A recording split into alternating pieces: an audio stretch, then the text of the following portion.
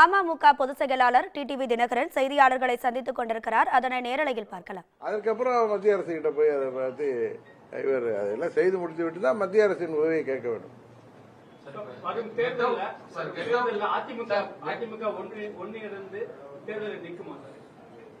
நீங்க திரும்ப திரும்ப நீங்க இது அந்த வீணா போன பழனிசாமியை பத்தி கேள்வி கேட்டுட்டு இந்த ஆட்சியாளர்களே இந்த ஆட்சியில நடக்கிற குற்றங்களையும் இந்த ஆட்சியின் தவறுகளையும் இந்த ஆட்சி விவசாயிகள் தொடங்கி இளைஞர்கள், மாணவர்கள், அரசு ஊழியர்கள், ஆசிரியர்கள், போக்குவரத்து தொழிலாளர்கள், மருத்துவர்கள், செவிலியர்கள், ஏன் மாற்றுத்திறனாளிகள் என அனைத்து தரப்பினர்களுக்கும் அவர்கள் கொடுத்த வாக்குறுதிகளை நிறைவேற்றாமல் ஏமாற்றி வருகிற ஆட்சியாளர்களை பற்றி கேள்வி கேட்காமல் நீங்க இதை திசை திருப்புகின்ற விதமாக அதை வீணா போன பழனிசாமியை பற்றி கேட்டுட்டு இருக்கீங்க. இருந்தாலும் உங்களுக்கு பதில் சொல்ற, அம்மாவின் தொண்டர்கள் அனைவரும் உறுதியாக ஒன்றிணைந்து ஓர் அணியில் திரண்டு 26 சட்டமன்ற பொதுத் தேர்தலிலே தேசிய ஜனநாயக கூட்டணியின் ஆதரவுடன் நாங்கள் திமுக என்கிற இந்த மக்கள் விரோத ஆட்சியை முடிவுக்கு கொண்டு வருவோம்.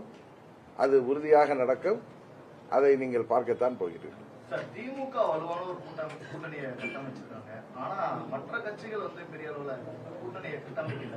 ஏன்னா கூட்டணி தான் பெரிய அளவுக்கு ஒரு பலமா தேர்தல் அமையும். இல்ல 2017 ஆர்கே நகர் இடைத்தேர்தலில் இதே கூட்டணி தான் இருந்துச்சு. அப்ப திமுக டெபாசிட்டே போனுச்சு.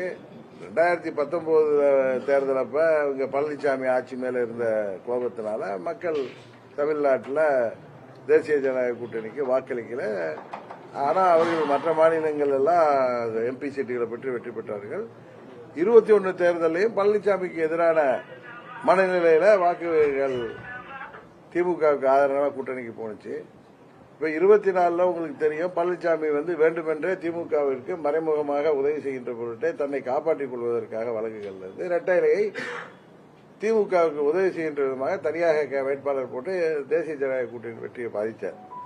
இப்ப ஒரு கூட்டணி பலமாக இருக்கலாம், ஆனா மக்கள் எதிராக பொழுது அந்த கூட்டணியின் வாக்குகள் எங்கு போனது என்றே தெரியாமல் போய்விடுது. கடந்த காலங்களில் நீங்க பார்த்திருக்கீங்க.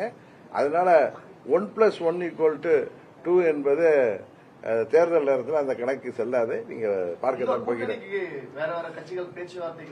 இல்ல எங்கள் கூட்டணி பலப்படும். அந்த அளவுதான் நான் சொல்ல முடியும். எங்கள் கூட்டணி திமுக கூட்டணியை விட பலமான கூட்டணியாக மக்கள் ஆதரவோடு திமுக கூட்டணிக்கு மாற்று சக்தியாக தேசிய ஜனநாயக கூட்டணி வருகிற தேர்தலை சந்திக்கும். அதுதான் சொல்றேன். திரும்ப திரும்ப இந்த ஆட்சியில நடக்கிற முறைகேடுகளை பத்தி கேள்வியே கேட்காம நீங்க வீணா போன பழனிசாமியை பத்தியே கேட்டுட்டு இருக்கீங்க. இல்ல அது இது ஒரு பெரிய இது பல முறை கேட்டாச்சு. ஒரு 15 நாளா கேட்டு புளித்து போன சப்ஜெக்ட் இது. இந்த ஆட்சியில தினம் ஒரு கொலை நடக்குது, தினம் ஒரு கற்பழிப்பு சம்பவம், கேள்விப்படாத அளவிற்கெல்லாம் குற்றச்சம்பவங்கள், கொலை சம்பவங்கள், 5000க்கும் 10,000க்கும் கொலை நடக்குது. மூளை முடுக்கெல்லாம் கஞ்சா வியாபாரம், பள்ளிகளுக்கு பக்கத்தில் தடை செய்யப்பட்ட போதைப் பொருட்கள்லாம் விற்கப்படுகிறது. இந்த ஆட்சியாளர்கள் தூங்கி கொண்டிருக்கிறார்கள். திரு ஸ்டாலின் அவர்களும் அவரது குடும்பம் மாத்திரம் இன்றைக்கு பாதுகாப்பாக இருக்கிறார்கள். அது சம்பந்தமான கேள்விகளை தொடர்ந்து கேட்டீங்கன்னா நான் பதில் சொல்ல முடியுமே தவிர திரும்ப திரும்ப இந்த புளிச்சு போற பழனிசாமி கதையை பேசுவது எனக்கு என்னமோ அது தேவையில்லாத சப்ஜெக்டா நினைக்கிறேன். கடந்த 2 வாரங்கள்ல பள்ளிகள் மற்றும் கல்லூரிகளில் படிக்கக்கூடிய மாணவிகள் மீதான பாலியல் துன்புறுத்தல் தொடர்ந்து அதிகரிச்சிருக்கிறத பார்க்கிறோம். அது பெரிய அளவில் பேசணும். எதிர்கட்சிகள் இன்னும் அதை பெருசா எடுத்துட்டு போகணும்னு பாக்குறோம். இல்ல பெரிய பெரிய போராட்டங்களா மாறல. எதிர்கட்சிகள் அதுல தவறு இல்ல. எனக்கு தெரிந்த அளவு அண்ணா யூனிவர்சிட்டி அந்த கொடிய சம்பவத்திலிருந்து எல்லா எதிர்கட்சிகளும் தேவையான அழுத்தத்தை தான் கொடுக்கிறார்கள்.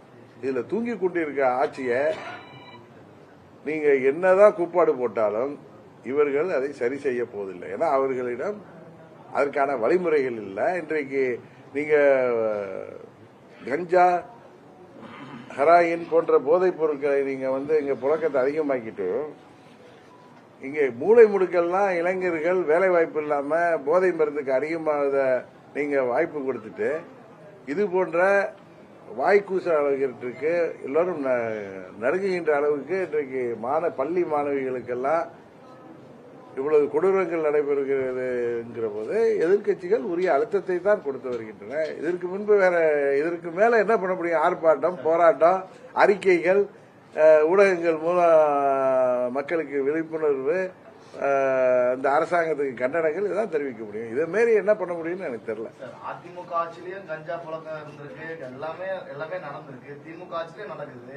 முதலமைச்சர் என்ன சொல்ற, இரும்பு கரம் கொண்டு அடக்கிட்டு இருக்கேன் அப்படின்ற ஒரு கருத்தை தான் தொடர்ந்து சொல்லிட்டு இருக்காங்க. கருத்தை தான் சொல்றாரு தவிர இரும்பு கட்ட அடைக்கல. அம்மா இருந்தப்பெல்லாம் இதெல்லாம் நடந்துருந்தா இதுக்கெல்லாம் வாய்ப்பே இல்லை. பழனிசாமி ஆட்சியை நீங்க அதிமுக ஆட்சின்னு சொல்லாதீங்க. அது பழனிசாமி ஆட்சி.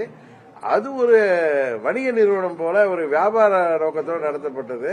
அதுல தவறுகள் நடந்ததுனாலதான் மக்கள் கொதித்தெழுந்து போய் இந்த தீய சக்தி திமுக திருந்தி இருப்பார்கள் மக்கள் பாவம் அவர்களுக்கு வாக்களித்து விட்டு இன்றைக்கு கஷ்டப்பட்டு கொண்டிருக்கிறார்.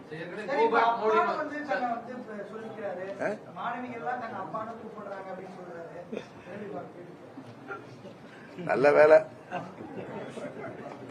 தாத்தானு கூப்பிட வேண்டியவரை அப்பான்னு கூப்பிடுறாங்க, அவ்வளவுதான். அவருக்கு 70 வயது ஆயிட்டு. 70 வயதுல யாரும் தாத்தான்னு தான் கூப்பிடுவாங்க. அவருடைய சிலதை சொல்லக்கூடாது, அதனால அவர் அப்பான்னு கூப்பிடுறதா அவரே பேசிக்கிறார்.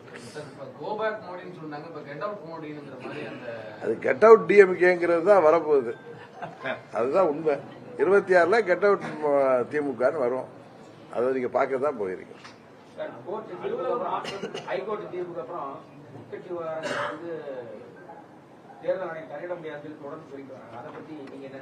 சார், நீதிமன்றம் 2 நீதியரசர்கள், மூத்த நீதிபதிகள் தீர்ப்புக்கு ஒரு தீர்ப்பு கொடுத்திருக்காங்க. அதுக்கு பிறகு தேர்தல் ஆணையம் என்ன செய்கிறது பொறுத்து தான் பார்க்கணும். நீதிமன்ற தீர்ப்பு எல்லாம் போய் நம்ம கிரிட்டிசைஸ் பண்றதுக்கு நான் ஒன்றும் பெரிய சட்ட வல்லுநர்லாம் இல்லை.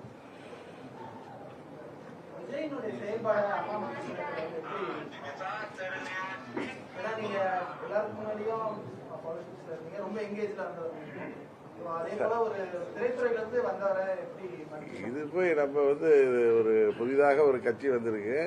அந்த கட்சியின் செயல்பாடை பற்றி நாம் கருத்து கூறுவது நாகரிகமாக இருக்காது. ஏன்னா எங்களை விமர்சிப்பவர்களை நாங்கள் பதிலடி கொடுப்போமே தவிர தேவையில்லாமல் இன்னொரு கட்சியை பற்றி பேசுவது நாகரிகமாக இருக்காது என்றுதான் நினைக்கிறேன்.